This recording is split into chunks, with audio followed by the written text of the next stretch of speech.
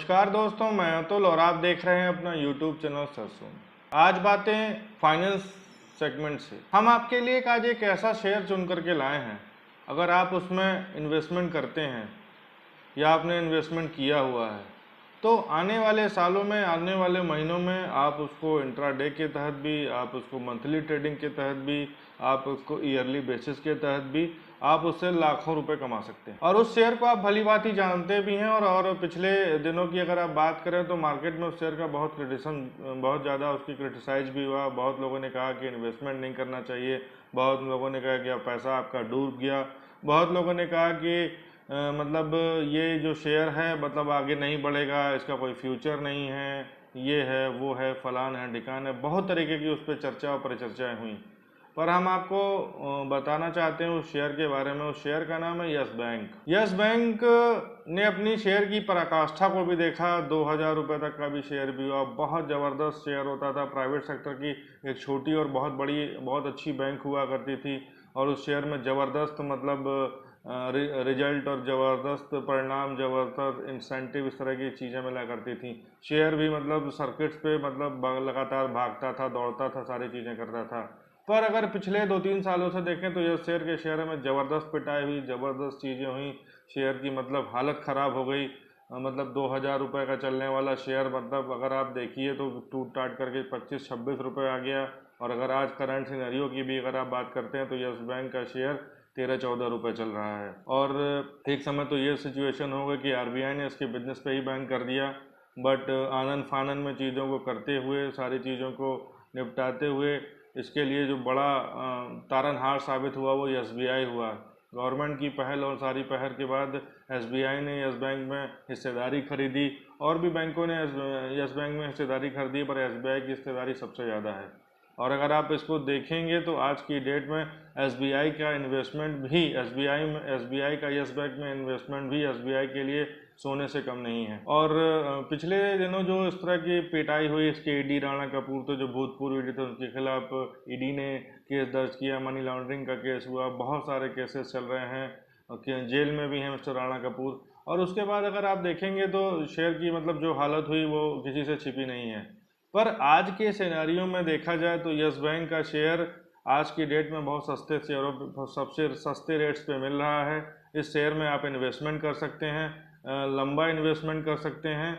और मैं बहुत बड़ी चीज़ नहीं कहता कि आज की डेट में अगर आप देखेंगे कि जो इसका एफएनओ आया था, एफएनओ में बहुत ज़बरदस्त रिस्पांस तो नहीं दिया था, पर वो खींचते खांचते अपने टारगेट तक पहुंच ही गया था। लगभग 15,000 करोड़ रुपए का था, तो 15,000 करोड़ रुपए के आसपास इसने अपना पैसा बटोर ही लिया था। और अगर आप देखेंगे तो ये शेयर अभी मतलब 17 रुपये तक, 11 साढ़े 11 रुपये तक आने के बाद 17 रुपये तक ये शेयर गया था।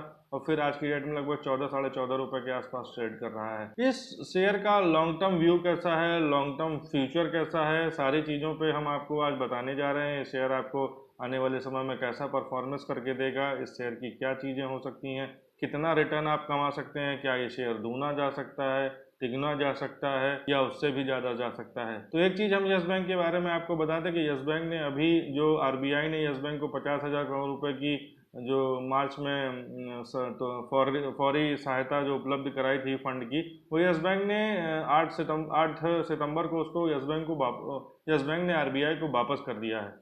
तो ये एक ठोस और पुख्ता रोड मैप यस बैंक ने अपना तैयार किया है कि जो 50,000 करोड़ रुपए यस बैंक को मिले थे वो यस बैंक ने आरबीआई को वापस कर दिया। दूसरी चीज़, जो सबसे बड़ी चीज़ है कि एसबीआई का इन्वेस्टमेंट है। एसबीआई इंडिया की सबसे बड़ी गवर्नमेंट की बैंक है, तो एक बहुत बड़ा प्लस पॉइंट ये है कि एक गवर्नमेंट का भी इन्वेस्टमेंट यस बैंक में कहीं ना कहीं दिखाई देता है। अब आप करंट सिनेरियो की अगर आप बात करते हैं तो आज की डेट में यस बैंक में आप इन्वेस्टमेंट कर सकते हैं। जी हाँ, आज की डेट में आप यस बैंक में इन्वेस्टमेंट कर सकते हैं। आज की डेट में यस बैंक का शेयर आपको मतलब जैसे कहा जाए कौड़ियों के दाम मिल रहा है, तो सही बात है, कौड़ियों के दाम मिल रहा है। जिस दिन यस बैंक का शेयर अपनी रफ्तार पकड़ेगा, बैंकिंग शेयर स्ट्रॉन्ग होंगे, तो यस बैंक का शेयर आपको बहुत अच्छी, और मैं बहुत बड़ी चीज़ नहीं देख रहा हूँ कि अगर सितंबर खत्म होते होते यस बैंक का शेयर एक बार 18 रुपये तक छू जाए तो ये बहुत बड़ी बात नहीं होगी। यस बैंक के शेयर का जो मतलब हम टारगेट जो देख रहे हैं, वो अगर आप देखेंगे दिसंबर तक जो यस बैंक का टारगेट है वो कहीं हमको 25 से 30 रुपये के बीच में दिखाई दे रहा है।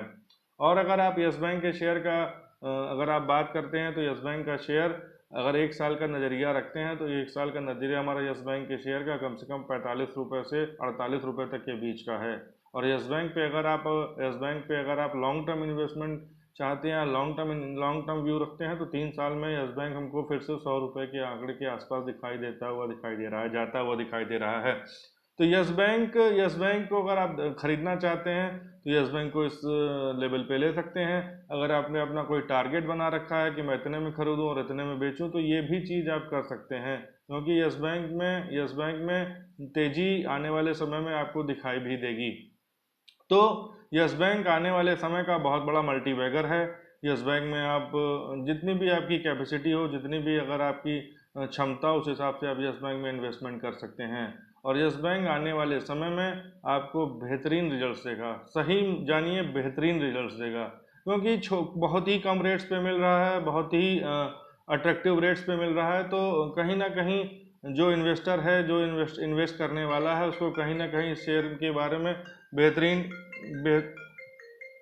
बेहतरीन रिजल्ट्स मिलते हुए दिखाई देंगे।